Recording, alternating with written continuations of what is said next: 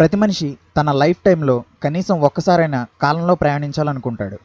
తన భవిష్యత్తును చూడాలనో లేక తన గతాన్ని మార్చుకోవాలనో ప్రయత్నిస్తుంటాడు. ఈ వీడియో చూస్తున్న మీకు కూడా కనీసం ఒక్కసారైనా టైం ట్రావెల్ చేయాలనిపిస్తుంది. ఒకవేళ మీరు టైం ట్రావెల్ చేయాలనుకుంటే మీ పాస్ట్కి వెళ్తారా లేక ఫ్యూచర్కి వెళ్తారా? ఏదైనా ఒక్కటే డిసైడ్ అవ్వండి, పాస్ట్ ఆర్ ఫ్యూచర్. మీరు పాస్ట్ ఆర్ ఫ్యూచర్ ఏది చూస్ చేసుకున్నా అది ఎందుకు సెలెక్ట్ చేసుకుంటున్నారో కింద కమెంట్ చేయండి. ఎందుకంటే టైం ట్రావెల్ గురించి మీరు ఎప్పుడూ వినని మరియు ఎక్కడా చూడని విషయాలు నేను చెప్పబోతున్నాను. ఇప్పటి వరకు టైం ట్రావెల్ నిజమే అని చెప్పే ఇన్సిడెంట్స్ నిజమా లేక అబద్ధమా? ఒకవేళ నిజమైతే టైం ట్రావెల్ ఎలా చేయొచ్చు అనే ఈ ప్రశ్నలన్నిటికీ ఈరోజు మీకు సమాధానం దొరకబోతుంది. ఐన్స్టీన్ మరియు స్టీఫెన్ హాకింగ్ లాంటి మేధావులు చెప్పినట్లు మనం నిజంగా కాలంలో ప్రయాణించగలమా అనే విషయాలు తెలియాలంటే మీరు ఈ వీడియో పూర్తిగా చూడాల్సిందే. So let's begin our episode. Hello everyone, this is RG and welcome to my channel.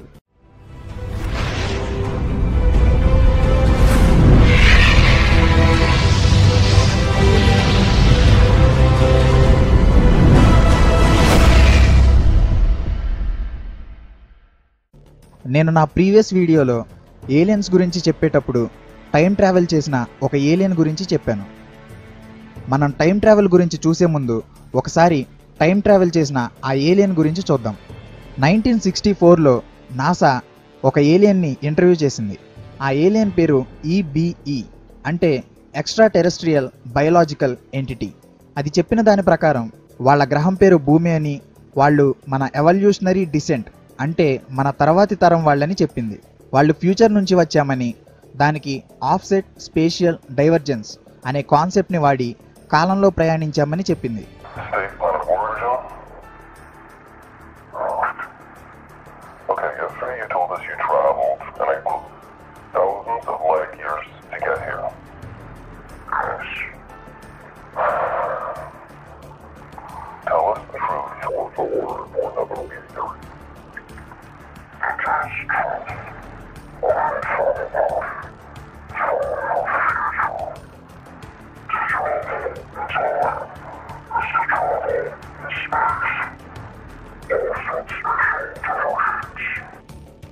అసలు నిజంగా కాలంలో ప్రయాణించడం సాధ్యమేనా?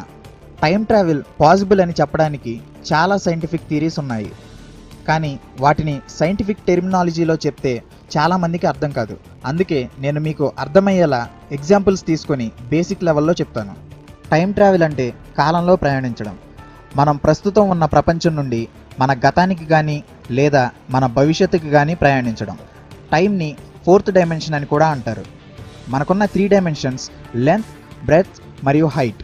కానీ టైం అనేది ఒక ఇమాజినరీ క్వాంటిటీ.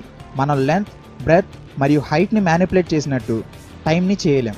అలా చేయగలిగితే మనం టైం ట్రావెల్ చేయడం చాలా ఈజీ అవుతుంది. నిజానికి టైం ట్రావెల్ కాన్సెప్ట్ ఇప్పటిది కాదు. మహాభారతంలోనే టైం ట్రావెల్ గురించి ఉంది. మహాభారతం ప్రకారం కాకుడుమి కుశస్థలి అనే రాజ్యానికి మహారాజు. కాకుడుమి తన కుమార్తెకు సరితూగే వరుడి కోసం రాజ్యాలన్నీ తిరుగుతాడు. కానీ తన కుమార్తెకు సరితూగే వరుడు ఎక్కడా దొరకడు.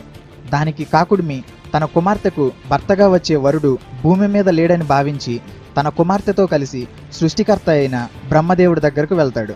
బ్రహ్మ గంధర్వుల సంగీత ప్రదర్శనలో లీనమై ఉంటారు. ఆయనకు ఆటంకం కలిగించడం ఇష్టం లేక అది పూర్తయ్యేంత వరకు అక్కడే ఓర్పుతో నిరీక్షిస్తూ ఉంటారు. అది పూర్తయిన తర్వాత కాకుడిమి తన సమస్య గురించి బ్రహ్మకి చెప్తాడు. అప్పుడు బ్రహ్మ నవ్వుతూ, నువ్వు నా గురించి నిరీక్షించి ఉన్న ఈ కొంత సమయంలోనే భూమి మీద 27 చతుర్యుగాలు గడిచిపోయాయి అని చెప్తాడు. ఒక చతుర్యుగం అంటే 43,20,000 సంవత్సరాలు.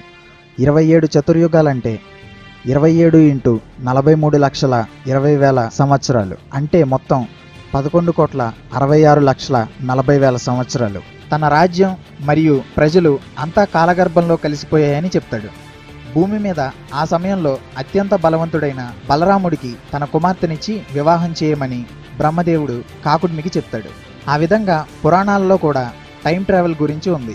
కానీ మనం ఇప్పుడున్న టెక్నాలజీతో టైం ట్రావెల్ చేయగలమా? నేను మీకు వీడియో స్టార్టింగ్లో చెప్పినట్లు టైం ట్రావెల్ అంటే కాలంలో ముందుకి మరియు వెనకకు అంటే పాస్ట్ మరియు ఫ్యూచర్లోకి ప్రయాణించడం. ఈ రెండింటిలో ముందు పాస్ట్లోకి ప్రయాణించడం గురించి చూద్దాం. పాస్ట్ అంటే మనం ఆల్రెడీ జరిగిపోయిన కాలంలోకి వెళ్ళాలి. దానికి మనం ఆఫ్సెట్ స్పేషియల్ డైవర్జెన్స్ లేదా స్పేషియల్ రిలేటివిటీ అనే కాన్సెప్ట్ని ఉపయోగించుకోవచ్చు. ఐన్స్టీన్ 1905లో ఈ థియరీని ప్రపోజ్ చేశారు. ఈ థియరీ ప్రకారం స్పేస్ మరియు టైం ఈ రెండింటికి మధ్య ఉండే సంబంధాన్నే స్పేషియల్ రిలేటివిటీ అంటారు. మనం పాస్ట్లోకి వెళ్ళడానికి ఒక టైం మెషిన్ కావాలి. దానికి మనం వామ్ హోల్స్ని వాడుకోవచ్చు.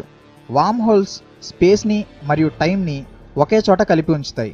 మనకు అర్థమయ్యేలా చెప్పాలంటే వాటిలో నుండి మనం పాస్ట్లోకి వెళ్ళొచ్చు. వామ్ హోల్ ప్రజెంట్ టైం మరియు పాస్ట్ టైంని కలిపే ఒక డోర్ లాంటిది. మిమ్మల్ని ఒక క్వశ్చన్ అడుగుతాను, కరెక్ట్గా సమాధానం చెప్తారేమో చూద్దాం. మీకు స్క్రీన్పై కనిపిస్తున్న ఈ 2 పాయింట్స్ని కలిపే షార్టెస్ట్ డిస్టెన్స్ ఏది? మీరు స్ట్రైట్ లైన్ అని చెప్తే అది తప్పు, ఎందుకంటే దానికంటే షార్టెస్ట్ రూట్ ఇంకోటి ఉంది. మీరు ఆ పాయింట్ ఉన్న సర్ఫేస్ని ఇలా ఫోల్డ్ చేస్తే డిస్టెన్స్ ఇంకా తగ్గిపోతుంది. వామ్ హోల్స్ కూడా ఇలాంటివే. అవి టైంని బెండ్ చేసి పాస్ట్ని మరియు ప్రజెంట్ని కలుపుతాయి. ఒకవేళ మీరు టైం మెషిన్ని కనిపెట్టి మీ పాస్ట్లోకి వెళ్ళి మిమ్మల్ని మీరు గన్తో షూట్ చేసుకుంటే ప్రజెంట్లో ఉన్న మీరు ఏమవుతారు? ఇక్కడే ప్యారలల్ యూనివర్స్ అనే కాన్సెప్ట్ వస్తుంది. ప్యారలల్ యూనివర్స్ అనేది మన యూనివర్స్ లానే ఉండే మరో యూనివర్స్. అక్కడ కూడా మనలానే సోలార్ సిస్టమ్ ఉంటుంది. మన భూమిలానే అక్కడ కూడా భూమి ఉంటుంది. ఒక్క మాటలో చెప్పాలంటే ప్యారలల్ యూనివర్స్ మన యూనివర్స్ నుంచి తీసిన జిరాక్స్ కాపీ లాంటిది. ఈ 2 యూనివర్స్లని వామ్ హోల్స్ కలిపి ఉంచుతాయి. మీరు పాస్ట్లోకి వెళ్ళి మిమ్మల్ని షూట్ చేసుకున్నా అది మీ టైం లైన్ మీద ఎఫెక్ట్ చూపించదు, ఎందుకంటే మీరు షూట్ చేసింది ప్యారలల్ యూనివర్స్లో ఉన్న మిమ్మల్ని. అదేవిధంగా మీరు మీ గతాన్ని మార్చడం సాధ్యం కాదు. ఒకవేళ మార్చినా అది మీ టైం లైన్ మీద పనిచేయదు, ఎందుకంటే అసలు పాస్ట్లోకి ప్రయాణించడం ఇంపాసిబుల్. వామ్ హోల్స్ని ఇప్పటి వరకు ఎవరూ కనిపెట్టలేదు. అవి కేవలం థియరీలోనే ఉన్నాయి. పాస్ట్లోకి వెళ్ళడం పాసిబుల్ కానప్పుడు ఫ్యూచర్ నుంచి వచ్చిన ఏలియన్ ఎలా టైం ట్రావెల్ చేయగలిగింది? నిజానికి అదొక ఫేక్ వీడియో. ఆ వీడియో చేసింది మెనీ థింగ్స్ ప్రొడక్షన్ కంపెనీకి చెందిన అరిస్టోమెనిస్ టీ సెర్బస్. ఆయన కెనడాకి చెందిన విజువల్ ఎఫెక్ట్స్ ఆర్టిస్ట్. ఆయన ఎన్నో హాలీవుడ్ మూవీస్కి డిజిటల్ ఆర్టిస్ట్గా పనిచేశారు. ఎగ్జాంపుల్ స్టార్ ట్రెక్, హెల్ బాయ్ మరియు టైటానిక్ మూవీస్కి ఆయన డిజిటల్ ఆర్టిస్ట్గా పనిచేశారు. ఆయన తీసే వీడియోస్ చాలా రియలిస్టిక్గా ఉంటాయి. మనం పాస్ట్లోకి వెళ్ళలేకపోవచ్చు, కానీ ఫ్యూచర్లోకి మాత్రం వెళ్ళగలం.